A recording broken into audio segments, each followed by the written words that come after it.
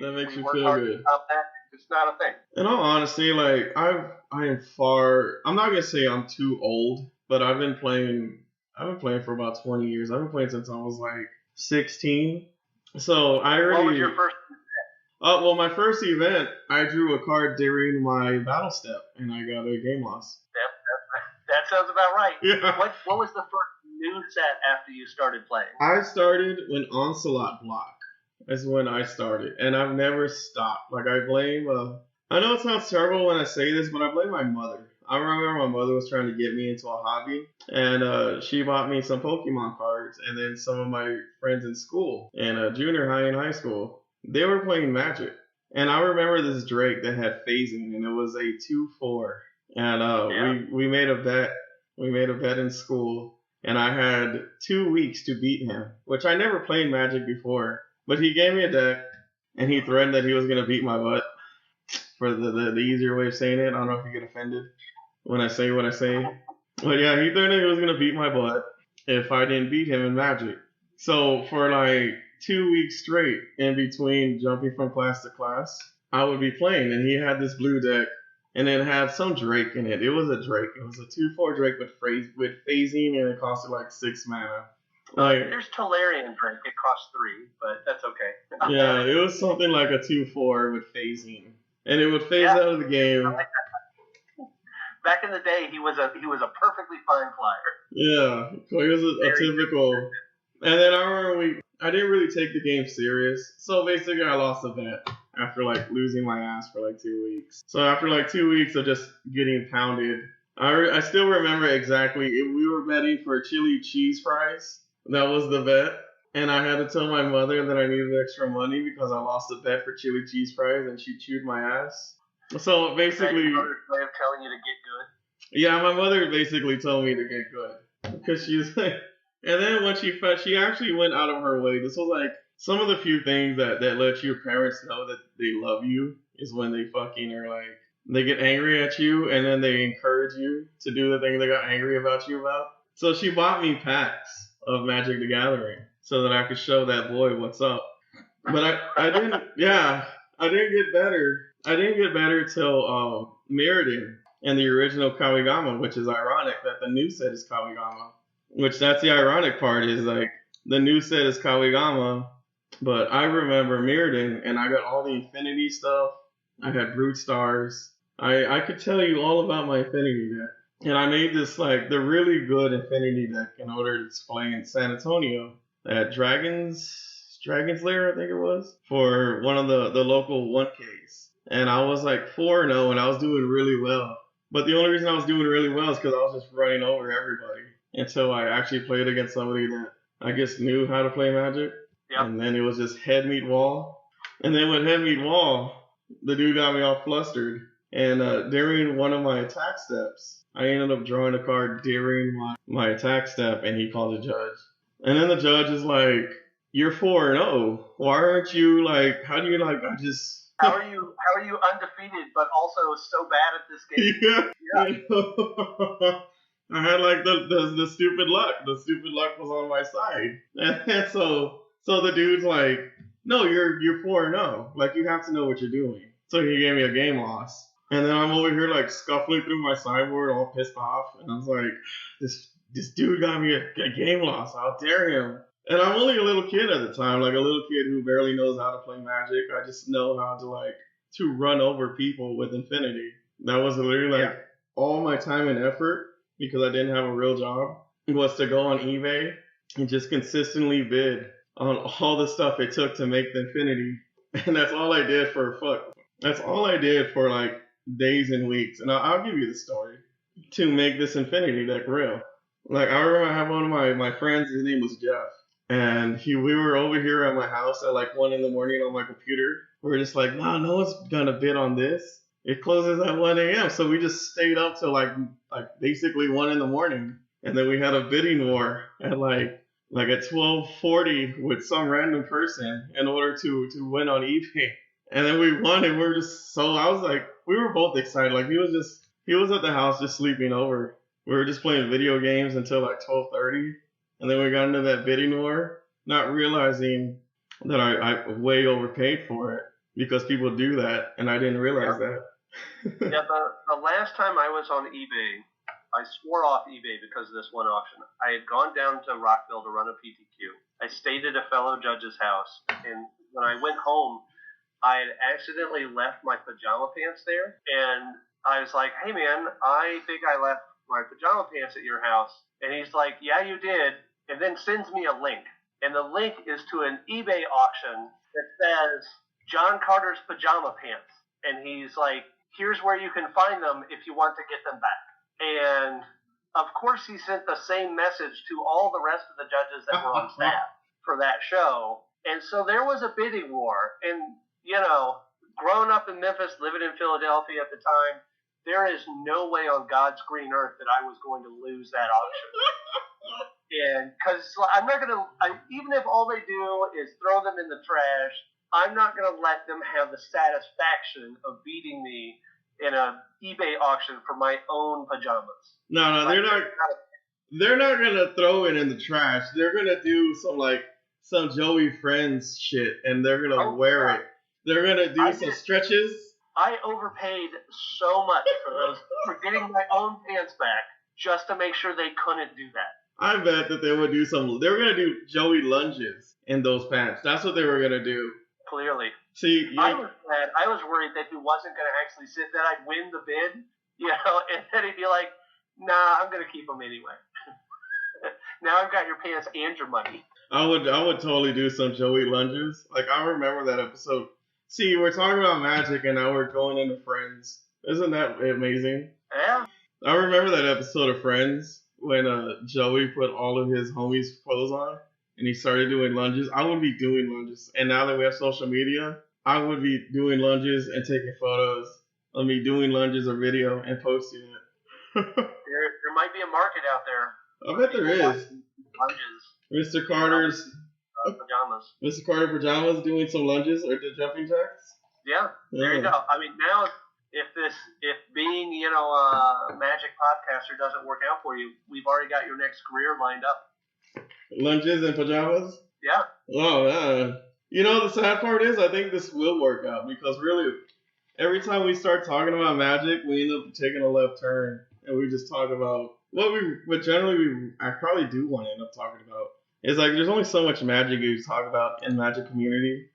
Oh, I'd be careful about that. I can talk a lot.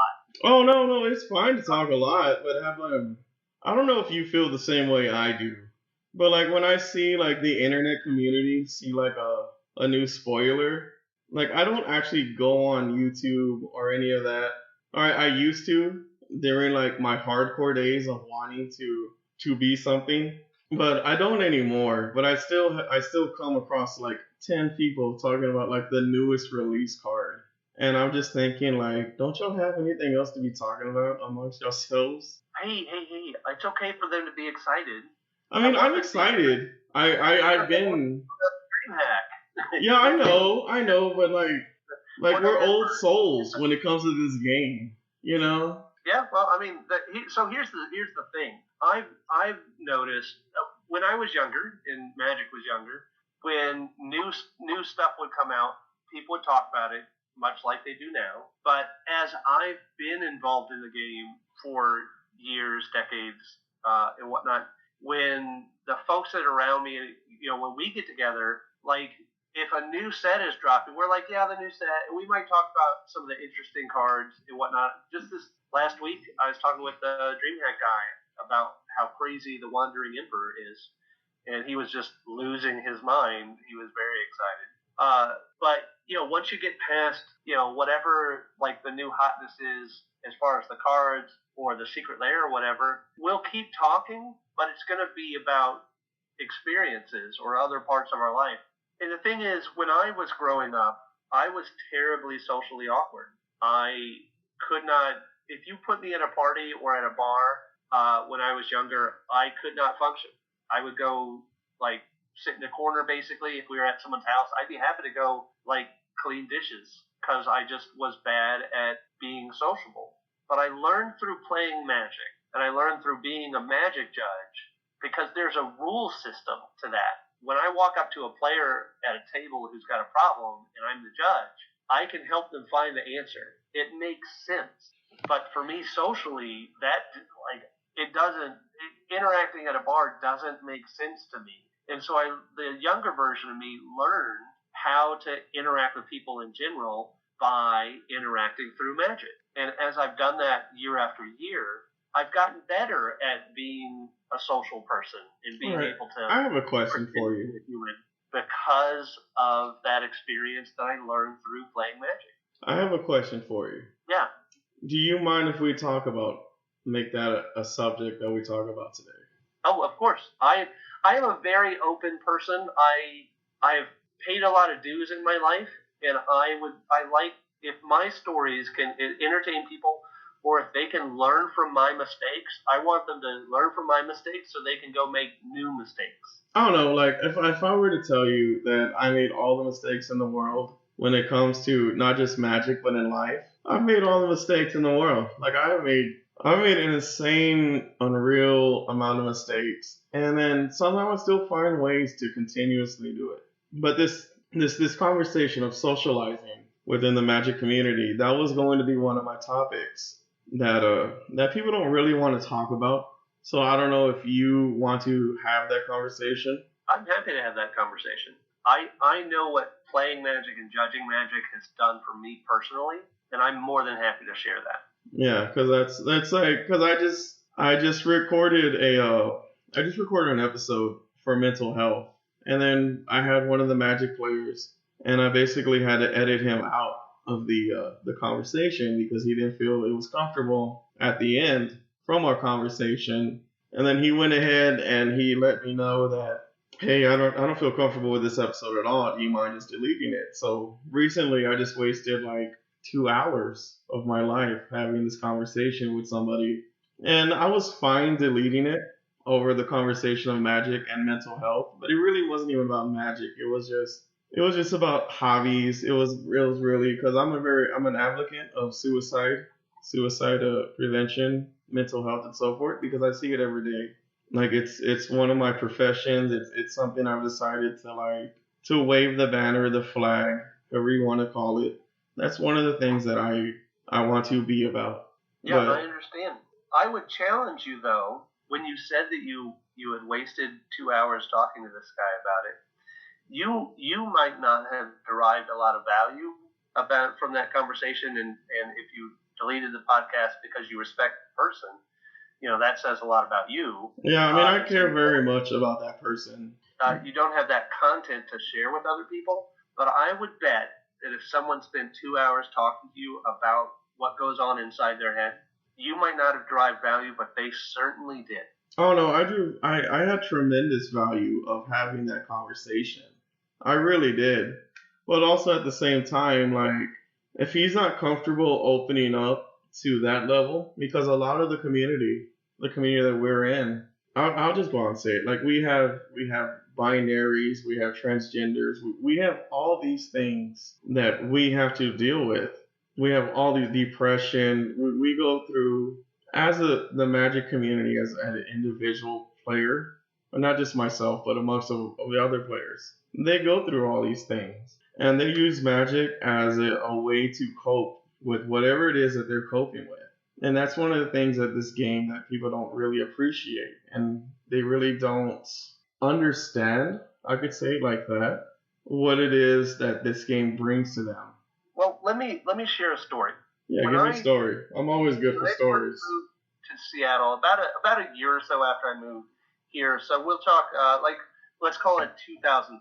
About that time frame. I had a friend who played at events regularly who was transgender, and I had noticed that the number of players that I could identify as trans that were coming to the events at that time had taken a sudden spike.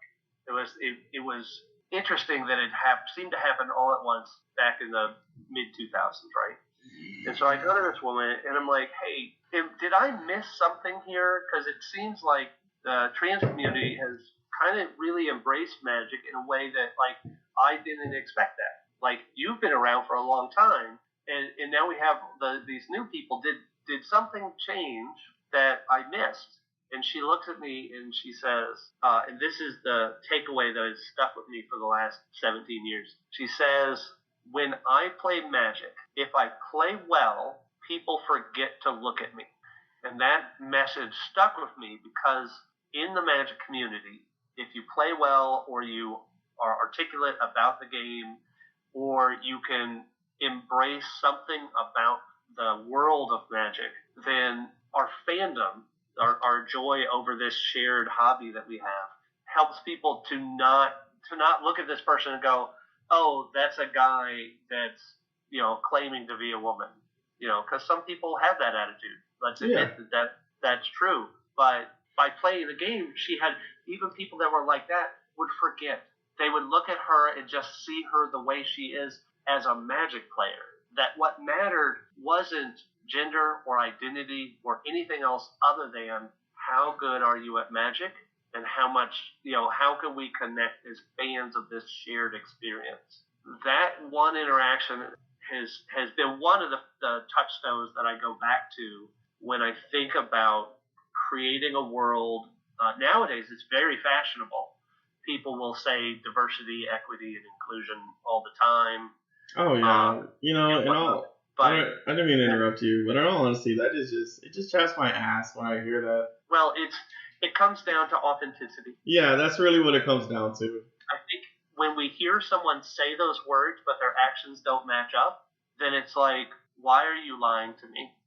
It comes out as fake, and it comes out as it makes us feel like we're trying to be manipulated. Why are you trying are you trying to play with my emotions? Are you trying to trick this person into coming to your event or to your experience or your shop or buy your tennis shoes or whatever it is that whoever is being disingenuous there? People know. Like, some companies might think, oh, well, I'll say these words, and if I say the right words, then it's fine. People know if you actually care about others. They know if you're welcoming of everyone, regardless of whatever their makeup is. I had a guy. Like, I know it's a touchy conversation. Cade, we're going in a different direction than this. Is a great judge. I love working with him at the shows that we've done together. And I found out basically, I think it was his first time doing a big Magic event. I was like, what do you do in your normal life? And he's like, oh, I'm a music director. I'm like, what does that even mean? And he goes, I'm a music director for a church. And we were in Middle America. And Cade looks exactly like you would expect, a corn-fed, proper, the classical image of what a Midwestern American boy is going to look like. So I have like the poster child of cis white maleness, and his job is doing music at a church, which tells me that he probably also has some religious views that are very important to him. I talked with him at length about how he felt, because I start my shows by reminding people that everything starts from respect. I don't have to put a lot of effort helping a person feel included in my event, because I start with respecting that person. Including them is automatic. I don't have to worry about trying to make this person feel safe with me, because I'm going to start with respecting that person, and safety is automatic. And I was like, this is very near the end of the show, and I'm like, did you feel welcome at the show? And he said, yes, I did. And I'm like, great. People on an opposite end of a spectrum feeling accepted but make you feel excluded, then that's also a problem.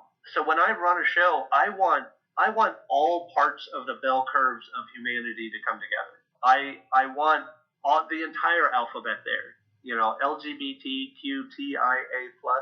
I want everyone represented there, and I want traditional cis folks there.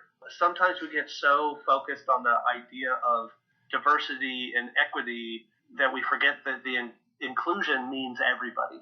And so that's sort of the philosophy that I live by, is I will respect you, and I expect you to respect my staff and the vendors and the artists and the other players there.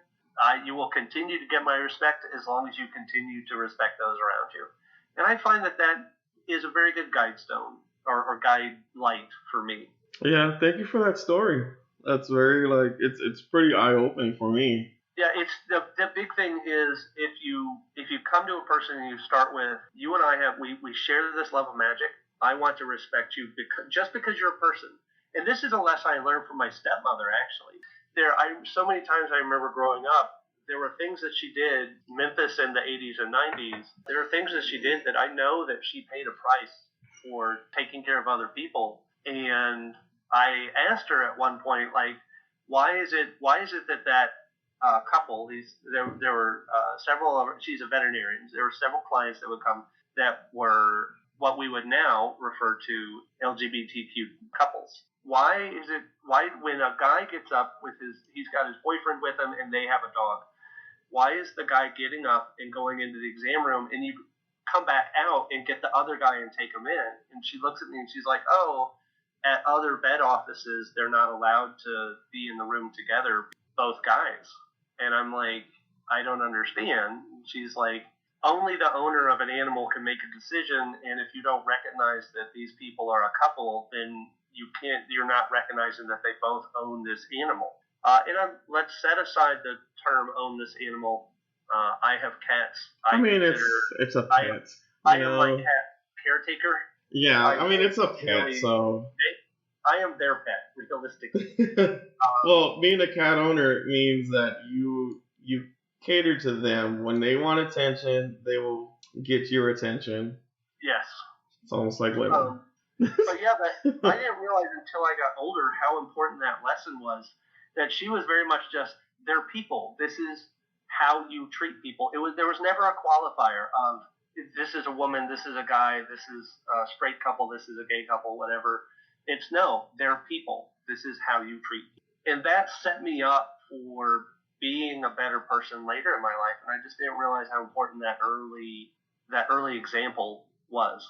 Yeah, like it's funny that we were having this conversation. Like one of my friends, and I'll give you the full story, but I also can't give names.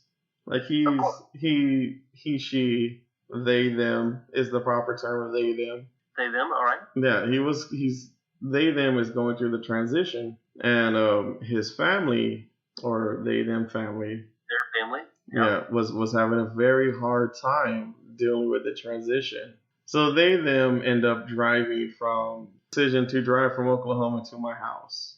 And then he let me know that he started the transition. All of a sudden, I ended up right in front middle of it. I remember we used to make that joke.